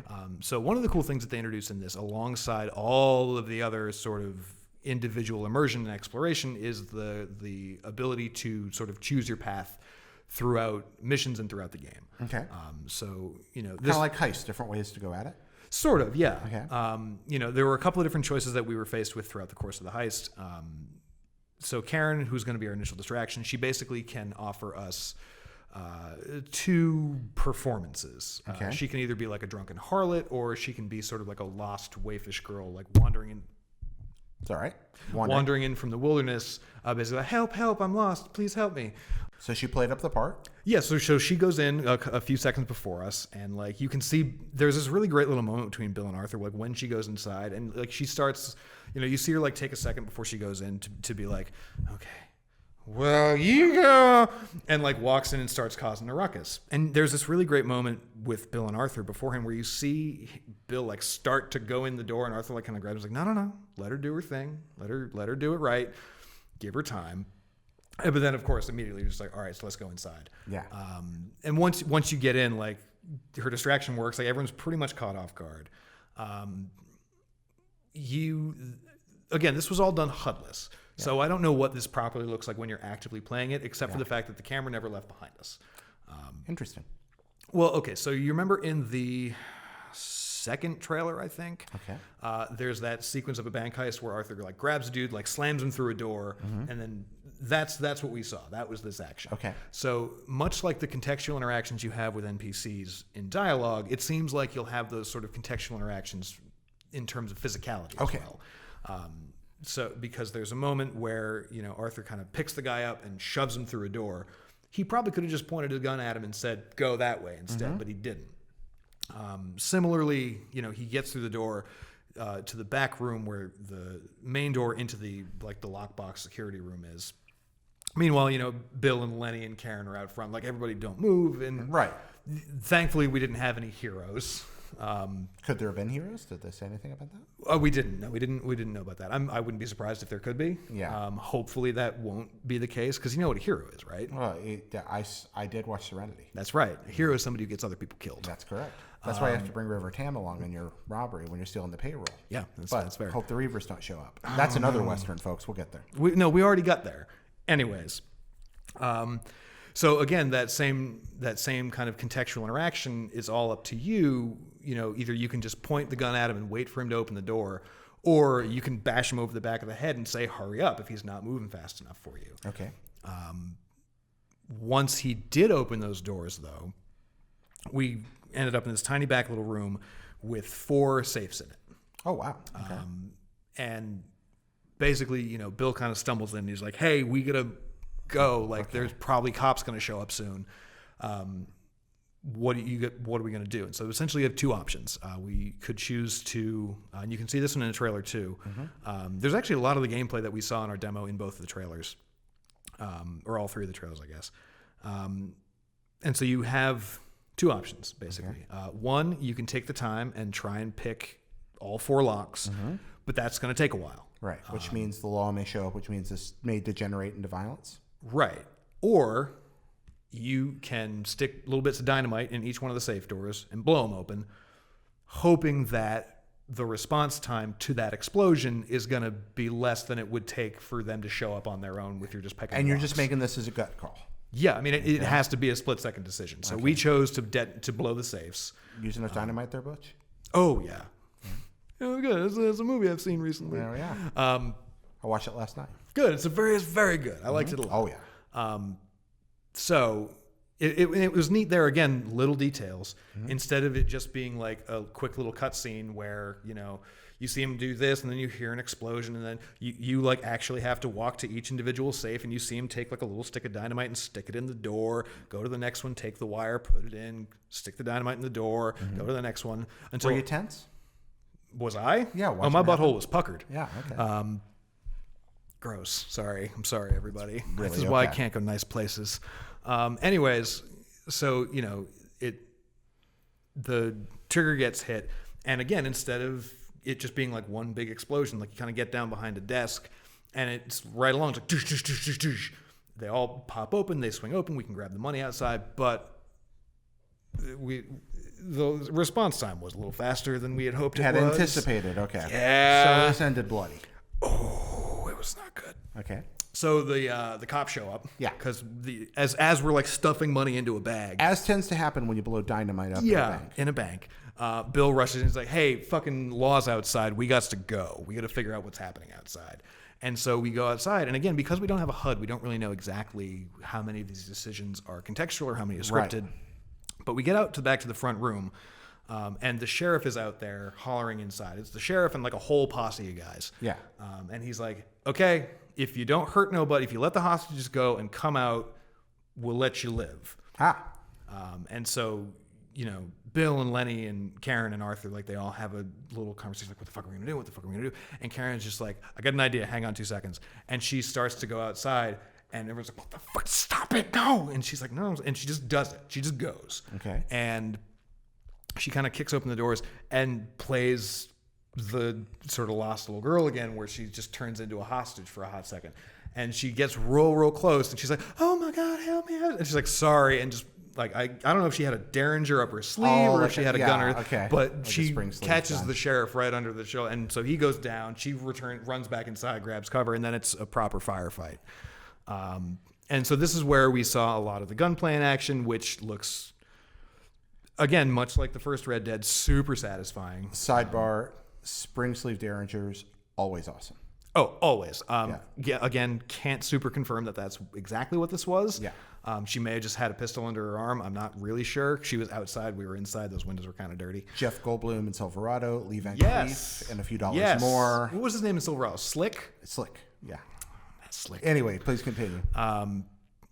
So, yeah, anyways, she kills the fucking sheriff, so now we know we're fucked. But the gunplay looked rewarding. It felt... Oh, yeah. Well, so the cool thing is, like, again, much like with the outfits, like with the suspenders and your shirts and your coats and your hats and all that shit, you could, like, as you work the pistol, you can see the chamber turning. You can see the hammer cocking. It's not the same thing as in Red Dead, where it's just like you see the hand do this and then your gun's reloaded. You know, you spend 6 individual bullets. Yeah. And then you got to spin the thing out, kick them back in, slide it back, and reload it. Mm-hmm. Can you carry a second piece? And so the way that your carrying capacity works is you can carry your sidearm and then your long arm. Okay. And then anything. So no Josie Waleson for multiple pistols or anything like that? I think you can have up to 2 pistols. I'm not positive. Oh, okay. Wondered. I don't know that for sure. But the way that it works is, again, back to your horse is sort of your secondary inventory. Okay. So you can basically have 1, maybe 2 long arms, 1, maybe 2 side arms, and then a little bit of gear on your person, and then the rest of your stuff is stashed on your horse. Neat. Yeah, I think it's a smart way to do it. It's a good system. Yeah, I agree. So again, this is where we saw that sort of stylized death cam in action. You know, follow the bullet, it hits a dude, he like was, and then it cuts back to Arthur. Did you cut your way out? Oh, we shot our way out, yeah, for sure. We managed to get our way down the street. There was a couple of dudes like up on rooftops. We shot the hell out of them. They tumbled off. It was a good time, except for theirs. They did not have a good time. Did you get away with the money? Oh yeah. Well, so it turned into a proper horse chase too. Of course we get back to our horses. We all pile on. We're still like shooting over our shoulders and trying to get away. Ride off out towards the outskirts of town, back way toward from the town towards camp. And it gets to the point where Bill's just like, it's that thing in Red Dead where they're like a posse just keeps coming. Like there didn't seem to be a definite end to them. Like once we killed like 15 of them in town, there were just more. I'm gonna stop you right here. Okay. Because we got to take a quick break. All right. But we're gonna come right back with the conclusion of this and the rest of the show. Stick around. Neat. Yeah. So, anyways, we make it to our horses, we ride off. And there's that thing in Red Dead 1 that seems to be carried over here where it's like, even if you manage to get away from the initial like 6 or 7 cops that show up, like they're still going to keep coming. Right. And it's nice that they actually kind of acknowledge that. It's like as we're riding along and like a couple of groups of guys come over the hills, like Bill's like riding along next to me. He's like, where the fuck do they keep coming from? How the fuck are there so many of these assholes? Great. Again, very Butch Cassidy. Who are these guys? Exactly. Who the fuck are they? Where are they coming from? And I mean, they killed a lot of law officers. It was a bad day. Did the whole gang made it out though? Oh yeah, all 4 of us made it. How'd you finally evade them? How's that work? How's evasion? Well, so it wasn't. It was more so like the star-studded end of the demo for us, as opposed to like properly like running out the meter. I would assume it's because you didn't see a HUD, so you don't know if there was a meter. Exactly. Right? Okay. Yeah, I've been wondering about. I would assume that it's a similar situation. Maybe not necessarily like 5 stars or whatever. Well, right, because they've done different things in games. I mean, I've wondered if they're going to change the system for evasion and hiding, because at least one occasion that I can think of in GTA Chinatown Wars, I think it's the one game that I haven't played. Okay, so that is sentimentally my favorite GTA. Okay. What system was that again? PSP? DS is where I played it, but it was also on PSP. Chinatown Wars did this really cool thing of like, we have a small screen and we're doing a top-down view. So how do we make escaping work in this environment where everything's kind of compressed? Right. And the solution they came up with was it has nothing at all to do with hiding. At all. Okay. It was about wrecking cop cars. They just have to say we've lost enough dudes. The more you would be pursued, and if you could wreck enough of your pursuers at once, and they give you these really rewarding mechanics and ways to do it. Cool. You're like, oh, you've destroyed everybody who was nearby. Now just stay quiet for a minute, and they're gone. So it's not beyond them to go back and re-examine the way they handle evasion. That sounds like it would be a pretty satisfying way of dealing with it, because like literally, what happens if I just murder an entire town? Mm-hmm. Like, who's gonna get me? Because these people all have histories. They're all right. They all have their own shit to do. Yeah. Like, what if I just straight up walked into Armadillo and wasted everybody? Which I'm sure is going to be one of the day one questions that. Oh, I'm sure. I'm definitely going to find out. Yeah. Which is a little sociopathic of me, but at the same time, I'm curious and I have to write the guide. Yeah. So anyways, can you empty the world? Can you? I'm curious. I am curious about that though, because like there are monsters out there who will play like that, who will walk into a town and just gun down everyone to see what happens. Then, yeah. I wouldn't be surprised if they slowly like repopulated. I don't know if maybe settlers move in. Yeah, exactly. Where it's like if I walk over to somebody's house and I, murder everybody, like we'll just somebody new move into the house. But then it's like the GTA thing where the ambulance shows up. If you shoot the paramedics, then more ambulances come. Exactly. And then you just be able to fire more fire trucks. It's just like 18 doctors with the same black bag standing there. So anyway, so we didn't have to like lose the cops in the traditional Rockstar game sense. What happened for us was after we shot a fuckload of them. While riding away through the plains, we got to a point where there was a train coming along the tracks, and it was a super narrow miss, but like we got over the tracks. It was a really fun moment where it's like there were like probably 4 or 5 dudes left behind us. Yeah. And Bill makes it over with plenty of time. Karen and Lenny make it over with a fair amount of time, and then Arthur like just barely gets across as the train slams shut. Kind of like the North Yankton segment where it clips the. Yeah. Only instead of getting clipped, you actually make it. And like the camera spun around and like kind of like cut to black really dramatically, and that was the end of our demo. Okay. But definitely, I'm someone who has a lot of fun in the original Red Dead, just riding around with a posse after me. Yeah. Because it is fun as hell to like. To clip a dude, but see him fly out of the saddle and get drug along by his horse. I kind of like the idea that an evasion tactic would be to just have random herds of trains around, and you could always cut in front of one to get away. Yeah. Or if I could just run into a field full of cows and just like duck down behind one. Yeah. If I can use cows as cover, or to cut them off, even if they can see you, but they're on the other side. Or if I start ranching them into the way of all the cops and stuff. That sounds amazing. Or like fun. Is it Silverado where they charge the ranch with the cattle herd? Yep. You could pull that off. That'd be kind of amazing. Hell yeah.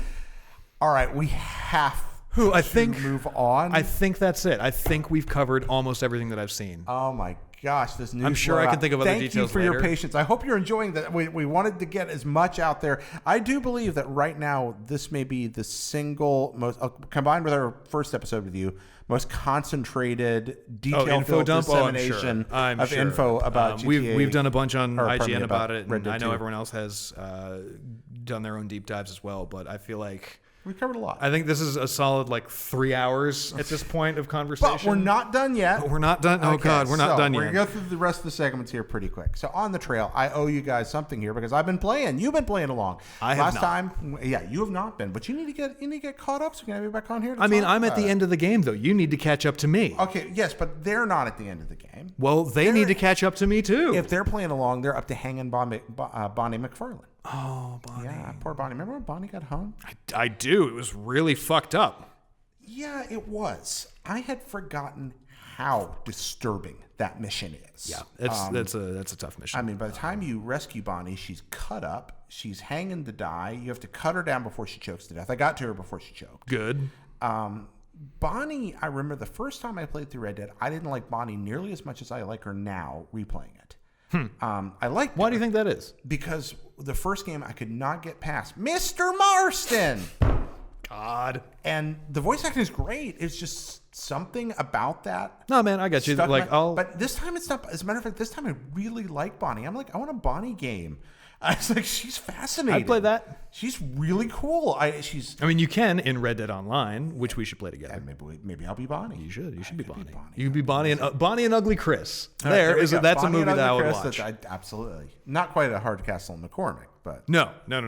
But yeah, I really like Bonnie. And there she is. And I mean, it's brutal. And they're trying to get back at her father, and they're going for somebody's wonder. But another thing it touched on that I had never caught when I played this before, I'm beginning to wonder if, and I do not believe there's any hidden political agenda here. Okay. I'm not at all, do not take this seriously. I mean, it was almost a decade to go. But there are some, this is, I think, among the most unintentionally libertarian narratives I've ever played. Everybody in Red You Dead. mean overall? Yes. When you listen to the conversations happening between John, the Marshal, Yep. Bonnie, the characters, again and again and again, it's the theme of a world that's becoming regulated. A world where people out east are telling us what to do, and we don't like it. A world where people that went away from society to be free are losing that freedom of self-determination. And the forces that are taking that away are heavy-handed, violent, governmental. I mean, that's the entire point of Red Dead 2 as well. Exactly. I feel like in the first one, for example, you don't necessarily make an incorrect point. I feel like the notion of it, government interference, especially for like the Marshal, for example, he's clearly just super run down. He's a beleaguered man. Government interference for his job is just extra bullshit because he's got enough to do on his state. He's just trying to keep people from getting killed in his town. But at the same time, while John may be an intrusion into her life, ultimately he's a helpful force for Bonnie. Mm-hmm.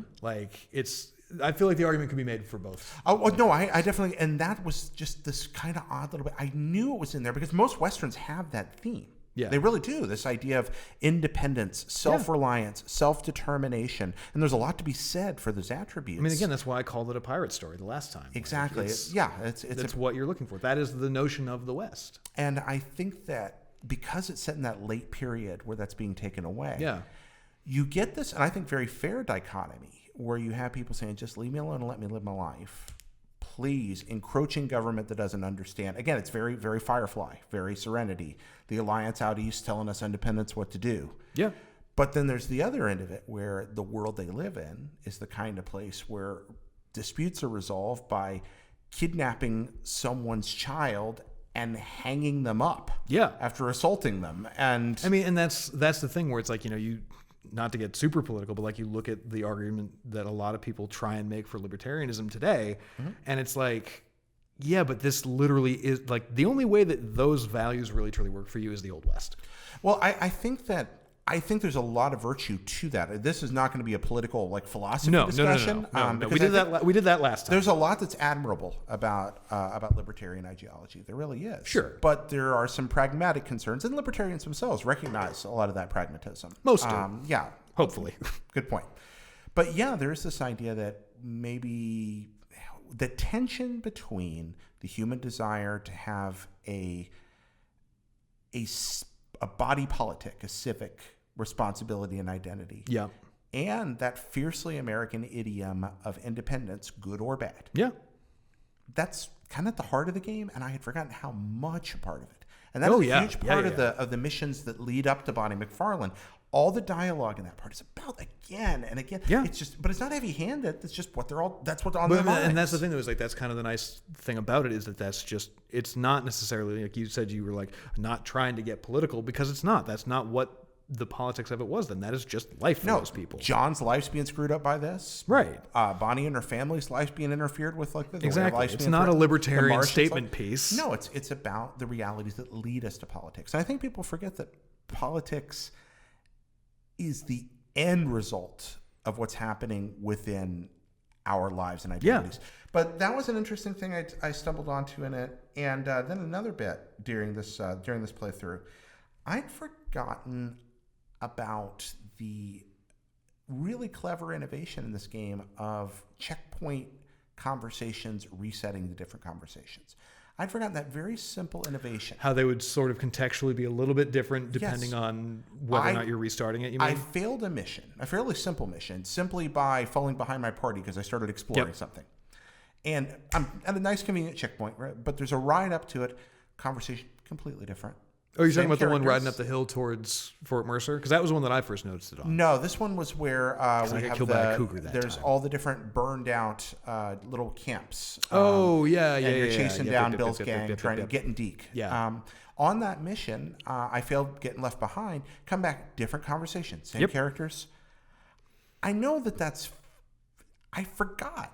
But I mean, It's and a that's the thing is neat like, you know, little touch. you look at that and like you see that a little bit, I think, in GTA. Oh, yeah, absolutely. In GTA 5. Because they borrowed it from Red Dead 1. Right. But that's the thing is like you look at where that sort of started there, and that's the new interaction system that we're looking at with these NPCs is sort of the ultimate continuation of that idea. I like it a lot, and there's a poetry to the cadence of their speech, and I agree Yeah, of that the course. ideas fit. I mean, again, here we go. It's all free. It's that design philosophy. One rock, two rocks. Yeah. Off we go. Yep. Everything works together to make the most accurate world that they could.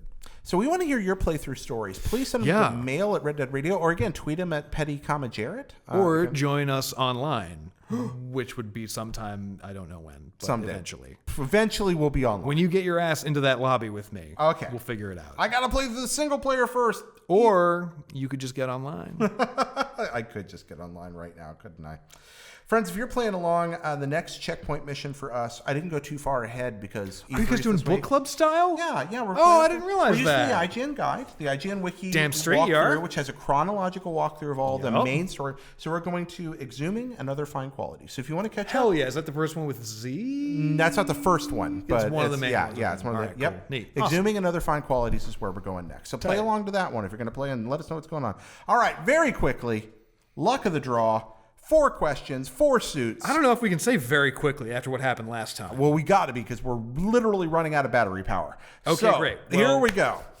Just give me the John, top you want to card cut or draw? this time. I'll cut. All right. Oop, I fucked it up already. All right. Here Also, we go. is Greg still your poker champion? Greg Miller still the poker Do champion? I get to come back? No, you don't get to come. I just get one shot forever? You don't get to. You get to play anymore. Oh, that's One shot bullshit. for everyone. Maybe if you're really, really good. Boy, that was pedantic. I'm never going to say it. Well, I think you just, Just flip the fucking card there over. we go. What do you got? Diamonds. 7 of All right. diamonds. All right, this question from Ross Hill. Tell me about a pivotal moment in your life, a choice you made or didn't make that is important to who you are. What now. the This is not really quick questions. Russ, is it? Oh, Ross. Ross? Well, Ross didn't know we were going to be pressed for time. We're not pressed for time. Just, oh, man. All All right. battery-wise, we were actually pressed for time. Oh, but Lord. A pivotal decision in my life that I did or did not make. yeah, something that moved, really made a difference for you.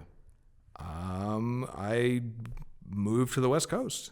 Wow, really? Yeah, well, You went West Young man? I did go with. Well, so I'm originally from Massachusetts. My early years were spent on Martha's Vineyard off Cape Cod. I went to college for theater and studies and performance art, which was one of those things. I mean, that could in and of itself be a big question the decision that I should or should not have made. I'll leave that up to future me at my meeting with Peter at the pearly gates. But yeah, I was living in Boston, working as an actor. I kind of up and didn't really know what was going on with me in that part of the world at that time. I could see a couple of different trajectories. I know a few people, a few friends of mine who had moved out west, and I kind of up and said, you know what? I've seen a lot of what Boston has to offer, but I'm gonna make that choice, and I'm gonna, head out west and saddle up and head on that trail. And while it didn't pan out from an acting standpoint, I mean, it's not to say that it's not still a fun hobby that I have, but it led me here. It led me. Wow. I would not be sitting at this table with you having this conversation about Red Dead in this context if I had not said, you know what, fuck it, I'm going to try and see if I can get on a pilot for a TV show. Wow. Are you glad at how it turned out? Because this Oh is yeah! a long way Oh from my a god! pilot Oh on a my TV god! show. So yeah, This is so a very much different so. life. I mean, you know, I think about all the time, like, you know, what those branching paths would look like. Yeah, you know, you were in LA and then you came up to SF. And, and then I bounced up to SF. You found Olmec from Legends of the Hidden Temple in a crate. No, he was in the back of a warehouse, and technically that was a friend of mine, not myself. Okay. But yeah, I mean, I wouldn't be married. I wouldn't have anywhere near as good a life as I think I have if I'd stayed. I mean, that's not to say that I wouldn't be, you know, probably happy in my own way in that alternate reality. But yeah, it was take the risk, I think, is the ultimate come away from that. What about you? I'm going to be pretty succinct with mine. I'm going to thinking about a very specific moment a long time ago where I came within a hair of deliberately taking my own life. Jesus. Everything seemed terrible. A lot of truly bad things had happened to me. I was dealing with extensive mental illness that was not being treated as well as I wish it had been, in retrospect. I had real problems I didn't know how to solve. I was deeply angry and sad and lonely, and I really thought I wanted to die. And I came very close to doing something about that. And I did not make the attempt. I just got as close as you can to making the attempt without making it. And then I decided, no, I'm not going to do that. And it's hard because I didn't have great clarity of thought in that moment. One rarely doesn't in that state. Mm-hmm. But my observation was, no, I hurt so badly right now, badly enough that I wish I couldn't hurt anymore, but I don't actually think I want to die and give up on the rest of life yet. And I'm glad I didn't, because despite a lot of hardship and a lot of crap and a lot of pain, a lot of good things have happened to me since then.